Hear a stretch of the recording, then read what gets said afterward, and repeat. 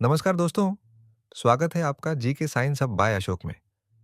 आज के वीडियो में हम करेंगे भारतीय संविधान के महत्वपूर्ण अनुच्छेद पार्ट 2 के 100 महत्वपूर्ण प्रश्न। हर प्रश्न को ध्यान से सुनिए और अपना उत्तर सोचिए। तो चलिए शुरू करते हैं। प्रश्न 1। भारत के राष्ट्रपति के पद का प्रावधान किस अनुच्छेद में है? सही उत्तर है विकल्प बी, अनुच्छेद 52। अनुच्छेद 52 भारत में राष्ट्रपति के पद का संवैधानिक आधार देता है। ध्यान रखें। अनुच्छेद 53 राष्ट्रपति में संघ की कार्यपालिका शक्ति निहित होने से संबंधित है। दोनों अनुच्छेदों में यह अंतर परीक्षा में पूछा जा सकता है। प्रश्न 2। संघ की कार्यपालिका शक्ति किसमें निहित है? सही उत्तर है विकल्प बी, राष्ट्रपति। अनुच्छेद 53 के अनुसार संघ की कार्यपालिका शक्ति राष्ट्रपति में निहित है। हालांकि राष्ट्रपति सामान्यतः मंत्रिपरिषद की सहायता और सलाह के अनुसार कार्य करता है, इसलिए अनुच्छेद 53 और 74 को साथ याद रखना उपयोगी है। प्रश्न 3। भारत के राष्ट्रपति का निर्वाचन किस अनुच्छेद के अंतर्गत होता है? सही उत्तर है विकल्प सी, अनुच्छेद 54। अनुच्छेद 54 राष्ट्रपति के निर्वाचन के लिए निर्वाचक मंडल की व्यवस्था करता है। इसमें संसद के दोनों सदनों के निर्वाचित सदस्य तथा राज्यों की विधानसभाओं के निर्वाचित सदस्य शामिल होते हैं। प्रश्न 4। राष्ट्रपति का निर्वाचन किस प्रणाली से होता है? सही उत्तर है विकल्प बी, आनुपातिक प्रतिनिधित्व द्वारा एकल संक्रमणीय मत। राष्ट्रपति का चुनाव जनता सीधे नहीं करती। निर्वाचक मंडल आनुपातिक प्रतिनिधित्व प्रणाली और एकल संक्रमणीय मत द्वारा मतदान करता है तथा मतदान गुप्त होता है। प्रश्न 5। राष्ट्रपति का कार्यकाल कितने वर्ष का होता है? सही उत्तर है विकल्प बी, 5 वर्ष। अनुच्छेद 56 के अनुसार राष्ट्रपति अपने पद ग्रहण करने की तारीख से 5 वर्ष तक पद पर रहता है, लेकिन उत्तराधिकारी के पद ग्रहण करने तक वह पद पर बना रह सकता है। प्रश्न 6। राष्ट्रपति बनने के लिए न्यूनतम आयु कितनी होनी चाहिए? सही उत्तर है विकल्प सी, 35 वर्ष। अनुच्छेद 58 में राष्ट्रपति पद की योग्यताएं दी गई हैं। उम्मीदवार भारत का नागरिक होना चाहिए और उसकी आयु कम से कम 35 वर्ष होनी चाहिए। प्रश्न 7। राष्ट्रपति को पद की शपथ कौन दिलाता है? सही उत्तर है विकल्प सी, भारत का मुख्य न्यायाधीश। अनुच्छेद 60 के अनुसार राष्ट्रपति को शपथ सर्वोच्च न्यायालय के मुख्य न्यायाधीश दिलाते हैं। उनकी अनुपस्थिति में सर्वोच्च न्यायालय के उपलब्ध वरिष्ठतम न्यायाधीश यह कार्य करते हैं। प्रश्न 8। राष्ट्रपति के महाभियोग की प्रक्रिया किस अनुच्छेद में है? सही उत्तर है विकल्प बी, अनुच्छेद 61। राष्ट्रपति को केवल संविधान के उल्लंघन के आधार पर महाभियोग द्वारा हटाया जा सकता है। इस प्रक्रिया की शुरुआत संसद के किसी भी सदन से हो सकती है। प्रश्न 9। राष्ट्रपति के पद में आकस्मिक रिक्ति होने पर चुनाव कितने समय के भीतर होना चाहिए? सही उत्तर है विकल्प बी, 6 महीने।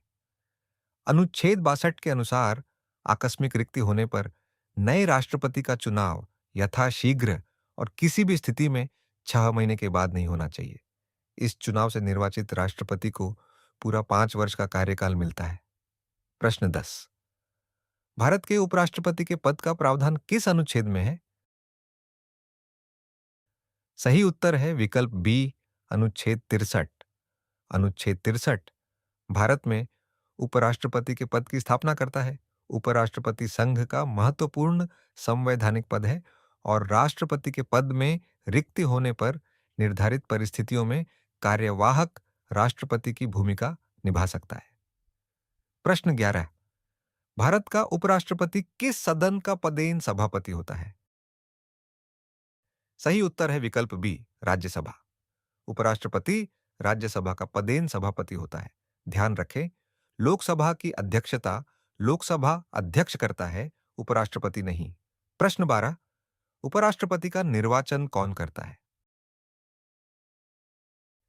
सही उत्तर है विकल्प सी, संसद के दोनों सदनों के सदस्य। उपराष्ट्रपति के चुनाव में संसद के दोनों सदनों के सदस्य शामिल होते हैं। राष्ट्रपति के चुनाव से यह महत्वपूर्ण अंतर है कि राज्य विधानसभाओं के सदस्य उपराष्ट्रपति के चुनाव में शामिल नहीं होते। प्रश्न 13। उपराष्ट्रपति बनने के लिए न्यूनतम आयु कितनी है?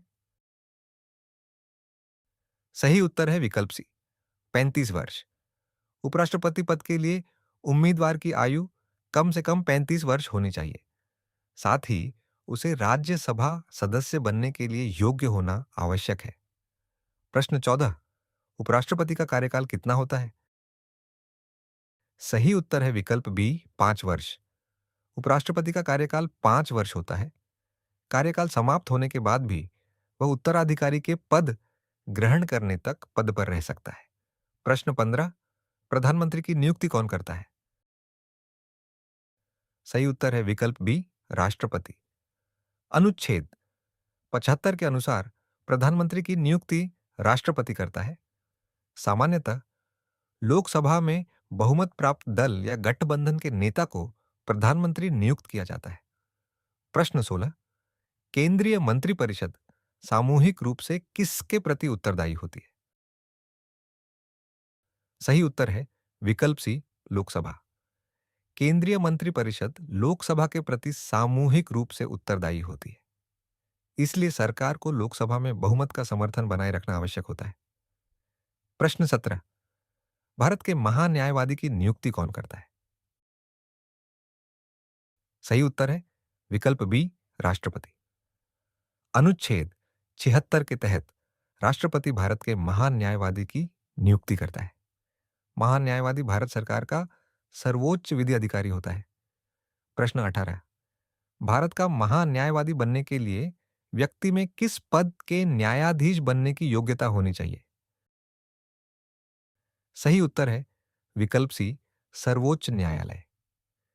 महान न्यायवादी के लिए व्यक्ति में सर्वोच्च न्यायालय के न्यायाधीश के रूप में नियुक्त होने की योग्यता होनी चाहिए। इसलिए महान न्यायवादी की योग्यता का संबंध सीधे सर्वोच्च न्यायालय के न्यायाधीश की योग्यता से है। प्रश्न 19। प्रधानमंत्री का राष्ट्रपति को प्रशासन और विधायी प्रस्तावों के संबंध में सूचना देने का कर्तव्य किस अनुच्छेद में है? सही उत्तर है विकल्प सी, अनुच्छेद 78। अनुच्छेद 78 प्रधानमंत्री के राष्ट्रपति के प्रति संवैधानिक कर्तव्यों को निर्धारित करता है। प्रधानमंत्री को मंत्रिपरिषद के निर्णयों और विधायी प्रस्तावों की जानकारी राष्ट्रपति को देनी होती है। प्रश्न 20। भारतीय संसद का गठन किस अनुच्छेद में किया गया है? सही उत्तर है विकल्प बी, अनुच्छेद 79। संसद में राष्ट्रपति और 2 सदन, राज्यसभा तथा लोकसभा शामिल होते हैं। इसलिए केवल लोकसभा और राज्यसभा को मिलाकर संसद नहीं बनती। प्रश्न 21। राज्यसभा में राष्ट्रपति कितने सदस्यों को नामित कर सकता है? सही उत्तर है विकल्प बी, 12। राष्ट्रपति साहित्य, विज्ञान, कला और समाज सेवा के क्षेत्र में विशेष ज्ञान या व्यावहारिक अनुभव रखने वाले 12 व्यक्तियों को राज्यसभा में नामित कर सकता है। प्रश्न 22। राज्यसभा की अधिकतम सदस्य संख्या संविधान में कितनी निर्धारित है? सही उत्तर है विकल्प सी, 250। संविधान राज्यसभा की अधिकतम संख्या 250 निर्धारित करता है। इनमें अधिकतम 12 सदस्य राष्ट्रपति द्वारा नामित किए जा सकते हैं और शेष राज्यों तथा संघ राज्य क्षेत्रों का प्रतिनिधित्व करते हैं। प्रश्न 23। राज्यसभा को स्थायी सदन क्यों कहा जाता है? सही उत्तर है विकल्प बी, इसे कभी भंग नहीं किया जाता। राज्यसभा का पूरा सदन कभी भंग नहीं होता। इसके लगभग 1/3 सदस्य प्रत्येक 2 वर्ष में सेवानिवृत्त होते हैं, जिससे सदन की निरंतरता बनी रहती है। प्रश्न 24। राज्यसभा के लगभग कितने सदस्य प्रत्येक 2 वर्ष में सेवानिवृत्त होते हैं? सही उत्तर है विकल्प बी, 1/3। राज्यसभा एक स्थायी सदन है, इसलिए इसके सभी सदस्य एक साथ सेवानिवृत्त नहीं होते। लगभग 1/3 सदस्य हर 2 वर्ष में अपना कार्यकाल पूरा करते हैं। प्रश्न 25। लोकसभा सदस्य बनने की न्यूनतम आयु कितनी है? सही उत्तर है विकल्प बी, 25 वर्ष। लोकसभा सदस्य बनने के लिए न्यूनतम आयु 25 वर्ष है। इसके विपरीत राज्यसभा सदस्य के लिए न्यूनतम आयु 30 वर्ष है। प्रश्न 26। राज्यसभा सदस्य बनने की न्यूनतम आयु कितनी है? सही उत्तर है विकल्प सी, 30 वर्ष। राज्यसभा सदस्य के लिए न्यूनतम आयु 30 वर्ष है। परीक्षा में लोकसभा 25 वर्ष और राज्यसभा 30 वर्ष का अंतर अक्सर पूछा जाता है। प्रश्न 27। संसद के सदस्यों की शपथ या प्रतिज्ञान किस अनुच्छेद में है? सही उत्तर है विकल्प बी, अनुच्छेद 99। संसद सदस्य अपना स्थान ग्रहण करने से पहले निर्धारित शपथ या प्रतिज्ञान लेते हैं। इसका प्रारूप संविधान की तीसरी अनुसूची में दिया गया है। प्रश्न 28। संसद में मतदान और सदनों के कार्य से संबंधित सामान्य प्रावधान किस अनुच्छेद में है? सही उत्तर है विकल्प बी, अनुच्छेद 100। अनुच्छेद 100 सदनों में मतदान और निर्णय से संबंधित प्रावधान देता है। यह संसद की कार्यवाही और बहुमत के प्रश्नों से जुड़ा महत्वपूर्ण अनुच्छेद है। प्रश्न 29। संसद सदस्य की अयोग्यता से संबंधित प्रमुख अनुच्छेद कौन सा है? सही उत्तर है विकल्प बी, अनुच्छेद 102। अनुच्छेद 102 संसद सदस्य की अयोग्यताओं को निर्धारित करता है। इसमें लाभ का पद, विदेशी नागरिकता और कानून द्वारा निर्धारित अन्य अयोग्यताएं शामिल हैं। प्रश्न 30। सांसद की अयोग्यता के प्रश्न पर निर्णय कौन करता है? सही उत्तर है विकल्प सी, राष्ट्रपति। अनुच्छेद 103 के तहत राष्ट्रपति निर्णय करता है, लेकिन राष्ट्रपति को निर्वाचन आयोग की राय प्राप्त करनी होती है और उसके अनुसार कार्य करना होता है। प्रश्न 31। संसद के विशेषाधिकार किस अनुच्छेद में है? सही उत्तर है विकल्प सी, अनुच्छेद 105। अनुच्छेद 105 संसद और उसके सदस्यों के विशेषाधिकारों से संबंधित है। इसमें संसद में वाक और अभिव्यक्ति की स्वतंत्रता तथा संसदीय कार्यवाही से जुड़े विशेषाधिकार शामिल है। प्रश्न 32। संसद का साधारण विधेयक कहां प्रस्तुत किया जा सकता है? सही उत्तर है विकल्प सी, किसी भी सदन में। सामान्य विधेयक लोकसभा या राज्यसभा किसी भी सदन में प्रस्तुत किया जा सकता है। धन विधेयक इसका महत्वपूर्ण अपवाद है, जिसे केवल लोकसभा में प्रस्तुत किया जाता है। प्रश्न 33। धन विधेयक किस सदन में ही प्रस्तुत किया जा सकता है? सही उत्तर है विकल्प बी, लोकसभा। धन विधेयक केवल लोकसभा में प्रस्तुत किया जा सकता है। राज्यसभा इसे अस्वीकार या संशोधित नहीं कर सकती, बल्कि केवल सिफारिशें दे सकती है। प्रश्न 34। कोई विधेयक धन विधेयक है या नहीं, इसका अंतिम निर्णय किसका होता है? सही उत्तर है विकल्प सी, लोकसभा अध्यक्ष। किसी विधेयक के धन विधेयक होने के प्रश्न पर लोकसभा अध्यक्ष का निर्णय अंतिम होता है। यह परीक्षा में बहुत महत्वपूर्ण संवैधानिक तथ्य है। प्रश्न 35। राज्यसभा धन विधेयक को अधिकतम कितने दिनों तक अपने पास रख सकती है? सही उत्तर है विकल्प बी, 14 दिन। राज्यसभा को धन विधेयक 14 दिनों के भीतर लोकसभा को वापस करना होता है। वह केवल सिफारिशें दे सकती है और अंतिम निर्णय लोकसभा का होता है। प्रश्न 36। संसद के दो सत्रों के बीच अधिकतम कितना अंतर हो सकता है? सही उत्तर है विकल्प सी, 6 महीने। अनुच्छेद 85 के अनुसार दो सत्रों के बीच 6 महीने से अधिक का अंतर नहीं होना चाहिए। इसका मतलब संसद को वर्ष में कम से कम 2 बार मिलना आवश्यक है। प्रश्न 37। लोकसभा का सामान्य कार्यकाल कितना होता है? सही उत्तर है विकल्प बी, 5 वर्ष। लोकसभा का सामान्य कार्यकाल 5 वर्ष है। राष्ट्रीय आपातकाल के दौरान संसद इसे संवैधानिक सीमाओं के अधीन बढ़ा सकती है। प्रश्न 38। संसद के दोनों सदनों की संयुक्त बैठक की अध्यक्षता कौन करता है? सही उत्तर है विकल्प सी, लोकसभा अध्यक्ष। दोनों सदनों की संयुक्त बैठक में लोकसभा अध्यक्ष अध्यक्षता करता है। यह व्यवस्था दोनों सदनों के बीच विधायी गतिरोध को दूर करने में महत्वपूर्ण है। प्रश्न 39। राष्ट्रपति संसद के दोनों सदनों को संदेश भेजने की शक्ति किस अनुच्छेद के तहत रखता है? सही उत्तर है विकल्प बी, अनुच्छेद 86। राष्ट्रपति किसी भी समय संसद के किसी एक सदन या दोनों सदनों को संदेश भेज सकता है। संबंधित सदन को उस संदेश पर विचार करना होता है। प्रश्न 40। राष्ट्रपति का विशेष अभिभाषण किस अनुच्छेद में है? सही उत्तर है विकल्प सी, अनुच्छेद 87।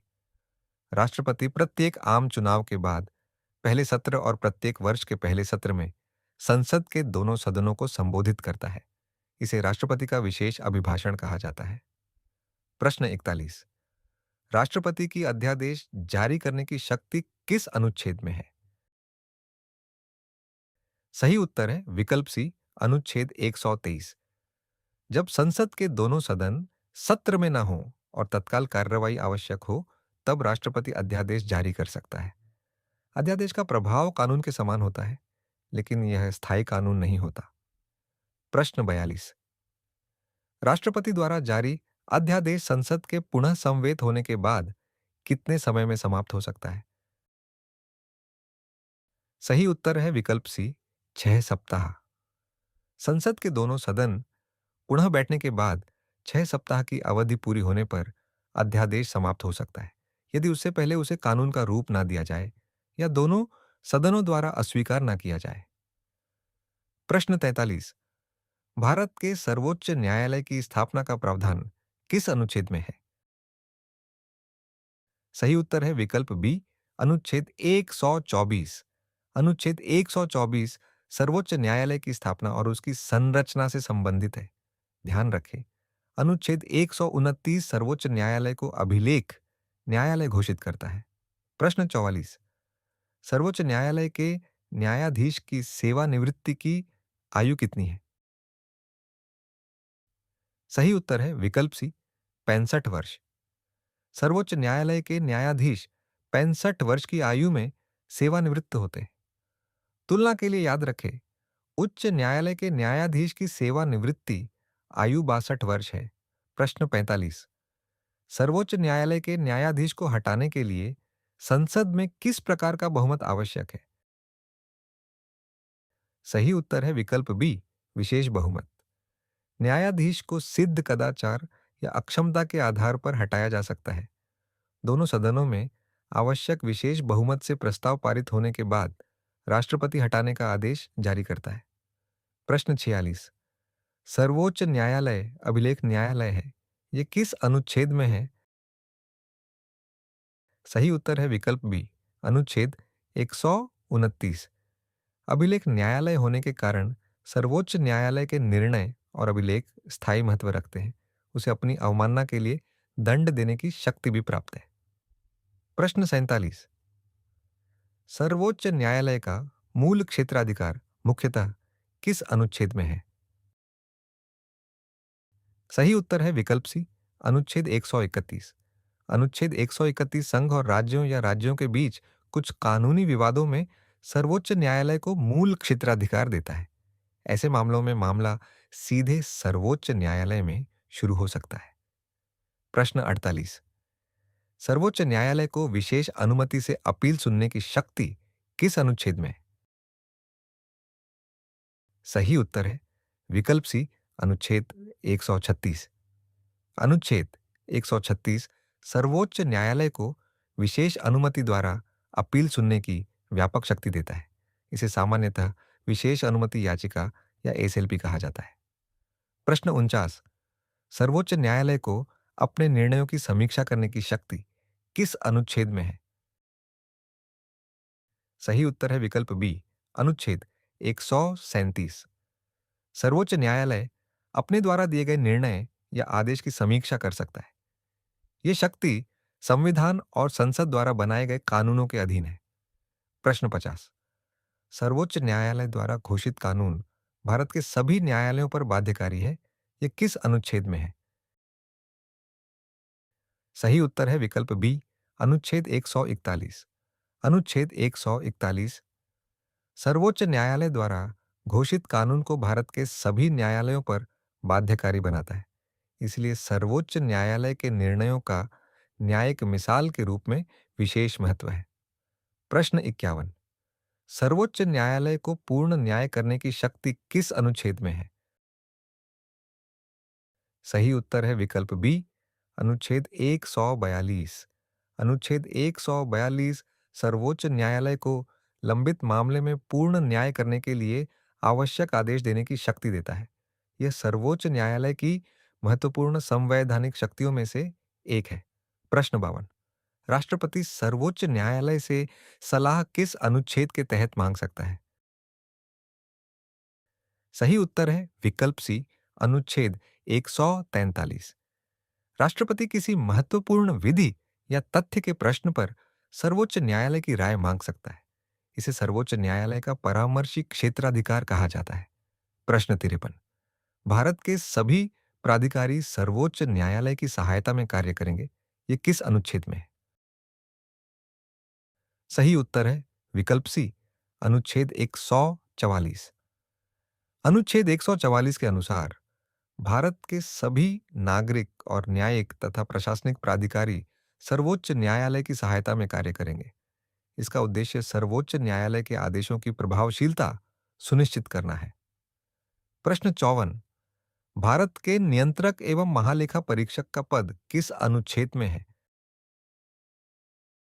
सही उत्तर है विकल्प बी, अनुच्छेद 148। अनुच्छेद 148 नियंत्रक एवं महालेखा परीक्षक के संवैधानिक पद की स्थापना करता है। सीएजी सरकारी खातों और सार्वजनिक धन के उपयोग की लेखा परीक्षा में महत्वपूर्ण भूमिका निभाता है। प्रश्न 55। सीएजी की नियुक्ति कौन करता है? सही उत्तर है विकल्प बी, राष्ट्रपति। नियंत्रक एवं महालेखा परीक्षक की नियुक्ति राष्ट्रपति करता है। सीएजी की स्वतंत्रता सुनिश्चित करने के लिए उसे हटाने की प्रक्रिया भी विशेष रखी गई है। प्रश्न 56। सीएजी के कर्तव्यों और शक्तियों को कौन निर्धारित करता है? सही उत्तर है विकल्प बी, संसद। अनुच्छेद 149 के अनुसार सीएजी के कर्तव्यों और शक्तियों को संसद कानून द्वारा निर्धारित करती है। इसलिए सीएजी का संवैधानिक पद और उसके विस्तृत कार्य दोनों अलग-अलग समझना जरूरी है। प्रश्न 57। संघ के लेखाओं से संबंधित सीएजी की रिपोर्ट किसे प्रस्तुत की जाती है? सही उत्तर है विकल्प बी, राष्ट्रपति। संघ से संबंधित सीएजी रिपोर्ट राष्ट्रपति को दी जाती है। राष्ट्रपति उसे संसद के दोनों सदनों के सामने रखवाता है, जिससे संसदीय वित्तीय नियंत्रण मजबूत होता है। प्रश्न 58। राज्य के लेखाओं से संबंधित सीएजी की रिपोर्ट किसे प्रस्तुत की जाती है? सही उत्तर है विकल्प बी, राज्यपाल। राज्य से संबंधित सीएजी रिपोर्ट राज्यपाल को प्रस्तुत की जाती है। राज्यपाल उसे राज्य विधानमंडल के सामने रखवाता है। प्रश्न 59। राज्यपाल की नियुक्ति कौन करता है? सही उत्तर है विकल्प बी, राष्ट्रपति। अनुच्छेद 155 के अनुसार राज्यपाल की नियुक्ति राष्ट्रपति करता है। राज्यपाल राज्य में कार्य करता है, लेकिन उसकी नियुक्ति केंद्र स्तर पर होती है। प्रश्न 60। राज्यपाल बनने के लिए न्यूनतम आयु कितनी होनी चाहिए? सही उत्तर है विकल्प सी, 35 वर्ष। अनुच्छेद 157 के अनुसार राज्यपाल भारत का नागरिक होना चाहिए और उसकी आयु कम से कम 35 वर्ष होनी चाहिए। राज्यपाल को संसद या राज्य विधानमंडल का सदस्य नहीं होना चाहिए। प्रश्न 61। राज्यपाल का सामान्य कार्यकाल कितने वर्ष का होता है? सही उत्तर है विकल्प बी, 5 वर्ष। अनुच्छेद 156 के अनुसार राज्यपाल 5 वर्ष तक पद पर रहता है, लेकिन वह राष्ट्रपति के प्रसाद पर्यंत पद धारण करता है। इसलिए 5 वर्ष का कार्यकाल पूरी तरह निश्चित कार्यकाल नहीं है। प्रश्न 62।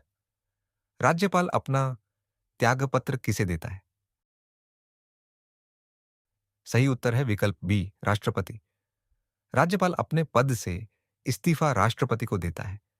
यह एक महत्वपूर्ण तथ्य है, क्योंकि राज्यपाल राज्य में कार्य करता है, लेकिन उसका संवैधानिक संबंध राष्ट्रपति से होता है। प्रश्न 63। राज्यपाल को सहायता और सलाह देने वाली मंत्रिपरिषद का प्रावधान किस अनुच्छेद में है? सही उत्तर है विकल्प बी, अनुच्छेद 163। सामान्यतः राज्यपाल मंत्रिपरिषद की सहायता और सलाह से कार्य करता है। हालांकि संविधान कुछ मामलों में राज्यपाल को विवेकाधीन शक्ति भी देता है। प्रश्न 64। राज्य के मुख्यमंत्री की नियुक्ति कौन करता है? सही उत्तर है विकल्प बी, राज्यपाल। अनुच्छेद 164 के अनुसार मुख्यमंत्री की नियुक्ति राज्यपाल करता है। सामान्यतः विधानसभा में बहुमत प्राप्त दल या गठबंधन के नेता को मुख्यमंत्री बनाया जाता है। प्रश्न 65। राज्य मंत्री परिषद सामूहिक रूप से किसके प्रति उत्तरदायी होती है? सही उत्तर है विकल्प सी, विधानसभा। राज्य मंत्री परिषद सामूहिक रूप से राज्य की विधानसभा के प्रति उत्तरदायी होती है। इसलिए विधानसभा में बहुमत खोने पर सरकार को पद छोड़ना पड़ सकता है। प्रश्न 66। राज्य के महाधिवक्ता की नियुक्ति कौन करता है? सही उत्तर है विकल्प बी, राज्यपाल। अनुच्छेद 165 के अनुसार राज्यपाल राज्य के महाधिवक्ता की नियुक्ति करता है। वह राज्य सरकार का सर्वोच्च विधि अधिकारी होता है। प्रश्न 67। राज्य विधानमंडल की संरचना किस अनुच्छेद में है? सही उत्तर है विकल्प बी, अनुच्छेद 168। अनुच्छेद 168 के अनुसार राज्य विधानमंडल में राज्यपाल और एक या दो सदन हो सकते हैं। जिन राज्यों में विधान परिषद है, वहां विधानसभा के साथ परिषद भी होती है। प्रश्न 68। राज्य में विधान परिषद बनाने या समाप्त करने की शक्ति किसके पास है? सही उत्तर है विकल्प बी, संसद। अनुच्छेद 169 के अनुसार पहले संबंधित राज्य विधानसभा को विशेष बहुमत से प्रस्ताव पारित करना होता है। उसके बाद संसद कानून बनाकर विधान परिषद का गठन या समाप्ति कर सकती है। प्रश्न 69। विधान परिषद की सदस्य संख्या विधानसभा की कुल सदस्य संख्या के कितने से अधिक नहीं हो सकती? सही उत्तर है विकल्प बी, एक तिहाई। विधान परिषद की कुल सदस्य संख्या विधानसभा की कुल सदस्य संख्या के एक तिहाई से अधिक नहीं हो सकती।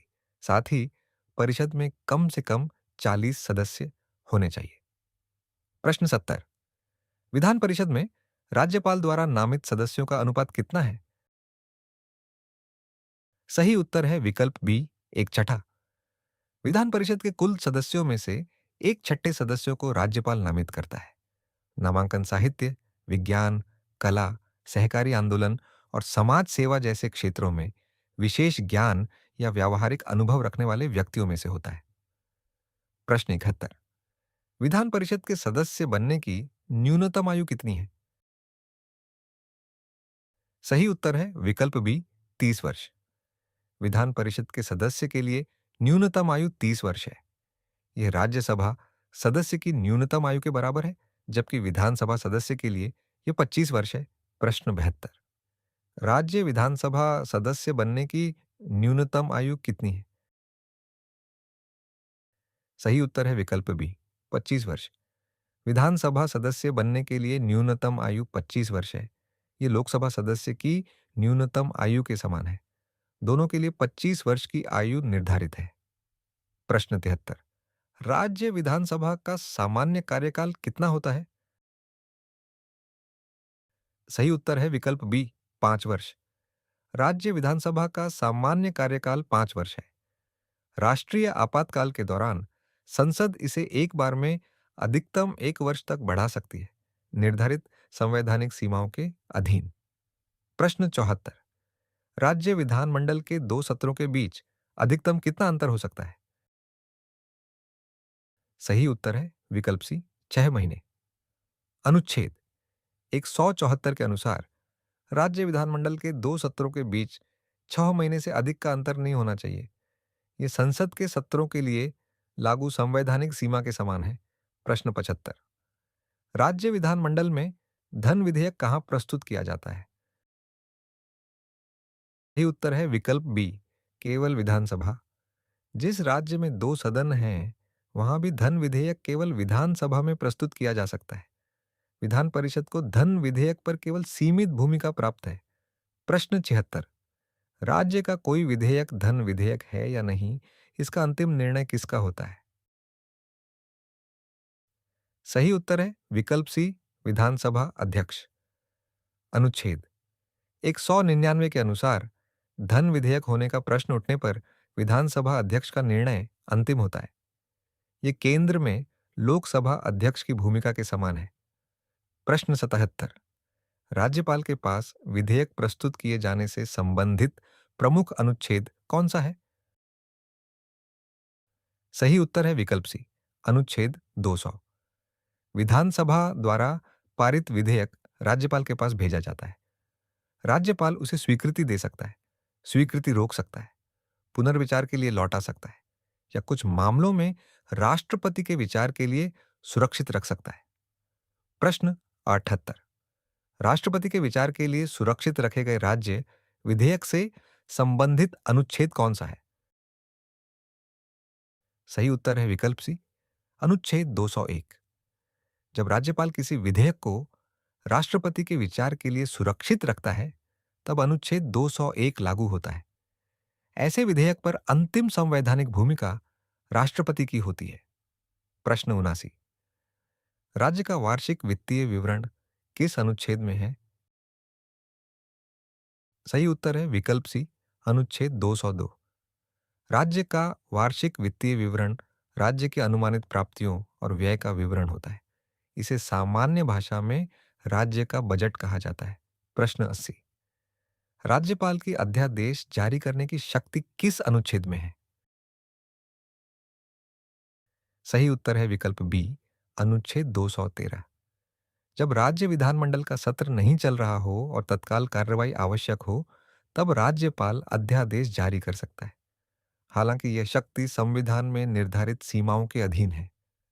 प्रश्न 81, राज्यपाल द्वारा जारी अध्यादेश विधानमंडल के पुनः संवेत होने के बाद कितने सप्ताह में समाप्त हो सकता है? सही उत्तर है विकल्प सी, 6 सप्ताह। राज्य विधानमंडल के पूर्ण संवेत होने के बाद 6 सप्ताह की अवधि पूरी होने पर अध्यादेश समाप्त हो सकता है, यदि उसे कानून का समर्थन नहीं मिलता। यह राष्ट्रपति की अध्यादेश शक्ति के समान समय सीमा है। प्रश्न 82, प्रत्येक राज्य के लिए उच्च न्यायालय का प्रावधान किस अनुच्छेद में है? सही उत्तर है विकल्प ए, अनुच्छेद 214। अनुच्छेद 214 प्रत्येक राज्य के लिए उच्च न्यायालय की व्यवस्था करता है। हालांकि संविधान दो या अधिक राज्यों या राज्यों तथा संघ राज्य क्षेत्रों के लिए साझा उच्च न्यायालय की अनुमति भी देता है। प्रश्न 83, उच्च न्यायालय अभिलेख न्यायालय है या किस अनुच्छेद में है?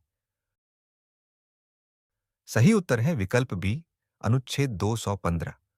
उच्च न्यायालय भी अभिलेख न्यायालय है और उसे अपनी अवमानना के लिए दंड देने की शक्ति प्राप्त है।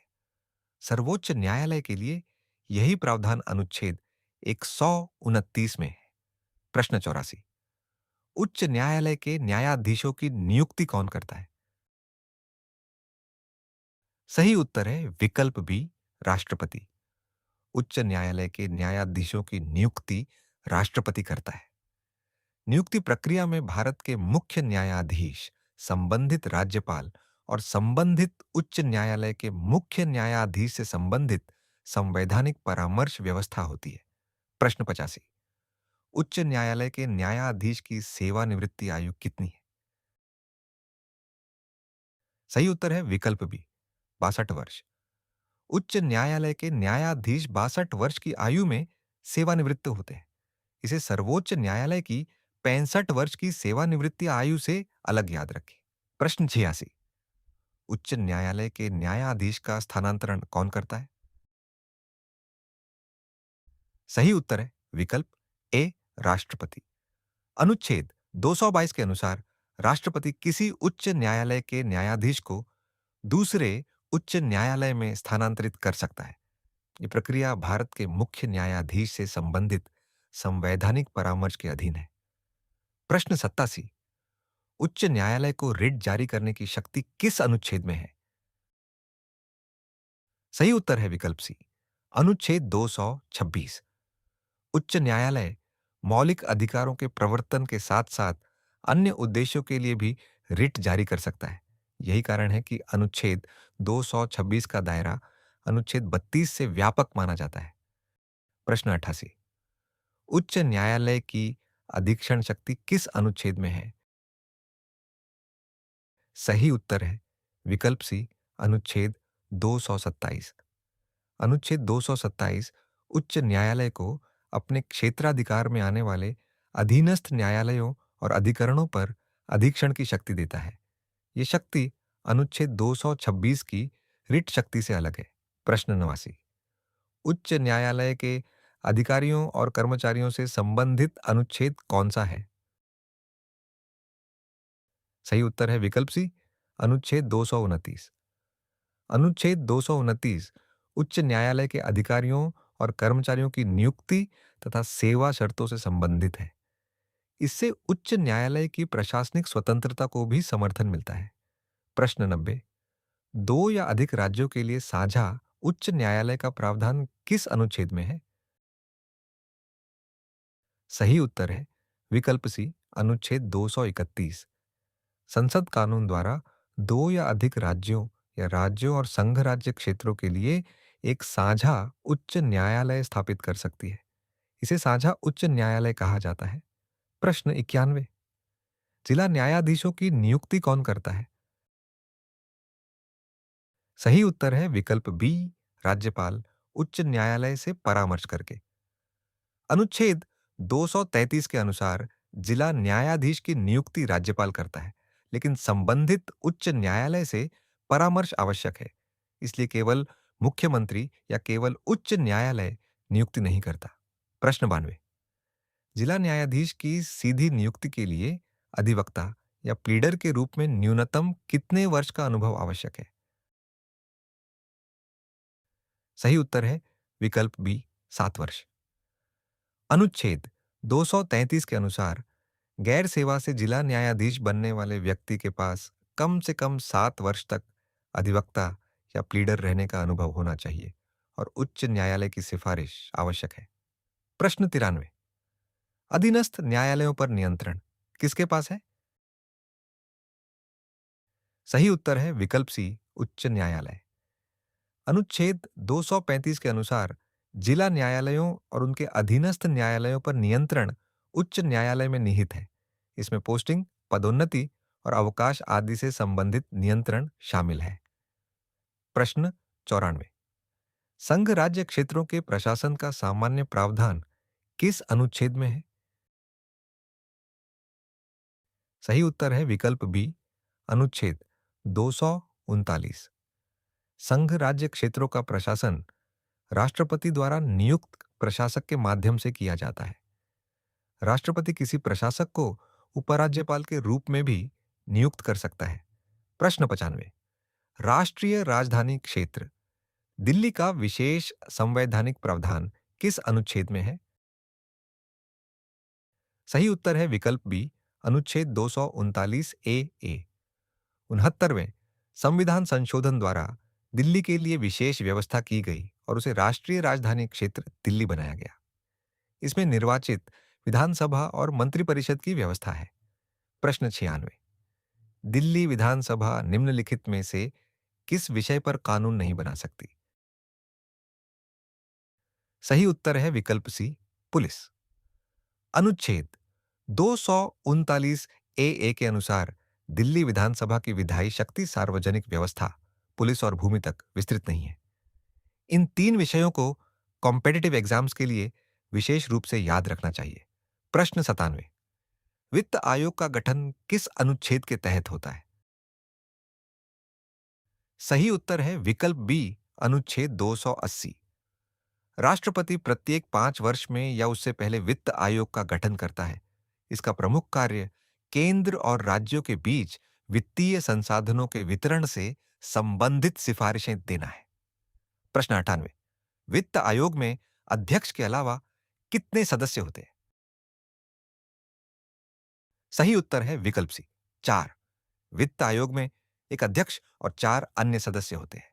आयोग की संरचना और सदस्यों की योग्यताएं संसद द्वारा बनाए गए कानून से निर्धारित की जाती है। प्रश्न 99। वित्त आयोग की सिफारिशें संसद के सामने कौन रखता है? सही उत्तर है विकल्प बी, राष्ट्रपति। अनुच्छेद 281 के अनुसार राष्ट्रपति वित्त आयोग की प्रत्येक सिफारिश और उस पर की गई कार्रवाई के स्पष्टीकरण सहित ज्ञापन को संसद के दोनों सदनों के सामने रखवाता है। प्रश्न 100।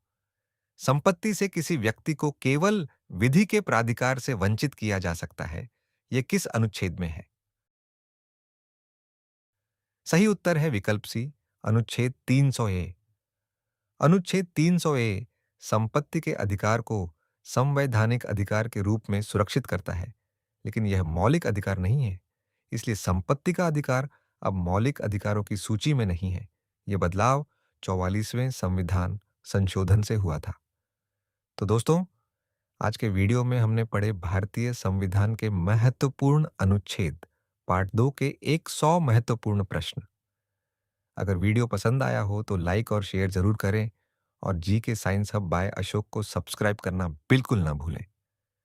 अगले वीडियो में हम लेकर आएंगे भारतीय संविधान के महत्वपूर्ण अनुच्छेद पार्ट 3 के 100 नए प्रश्न। तब तक के लिए धन्यवाद और जय हिंद।